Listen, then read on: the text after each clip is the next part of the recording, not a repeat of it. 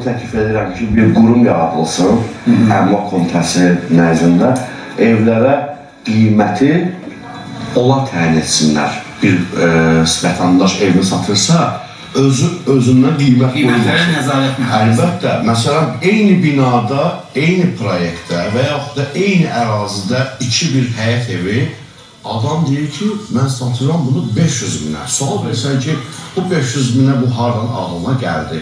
Deyir, o deyirlə, qonşumuz Coşqun biri bunu satır, torpağı bu qiymət. Deməli, qonşu Coşqunun ideyası ilə adam qiymətini qoyur. Bəlkə Coşqun sağlam düşünmür.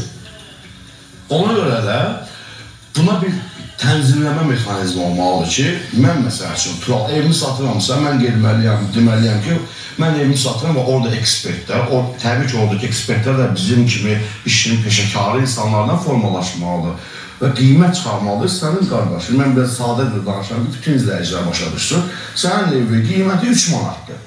Amma sən durub orada 5 manat təklif edirsən. Biz əmlakçı olaraq burada ikimiz də onu reklamını 5 manatda edirik, o 5 manatda da müştəri alınmır, nəticədə nə olur? Alqı-satqı olmur, yəni ev satılmır. Süni artımın elə birbaşa səbəbi də budur.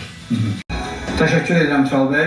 Mən istəyirəm, bir peşəkar əmlakçı olaraq əmlak bazarında bunun mənfi təsirlərini bir toxunardı və bu kimi hallar sizi narahat edilmək istəyən şəxs bu işi adiləşdirməsin və şoya çevirməsin. Çox gözəl bir sualdır. Bugünkü gün aktual bir mövzudur bu. Burada məsələ nədir? Mən yenə təklif edirəm ki, bir qurum yaradılsın, bu işlə məşğul olmaq üçün bu işə layiqli insanları, təcrübəsi, təhsili, sertifikatlaşmış insanları icazə verilsin.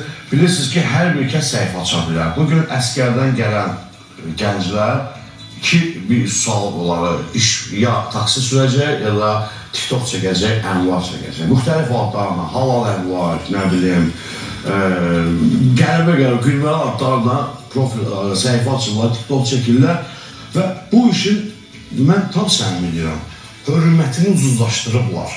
Yəni artıq baxırsan ki, bir ev almaq üçün baxırsan ki, bu evdən başqa hər şey eləyir. Biri pul sayır, biri hovuza tullanır.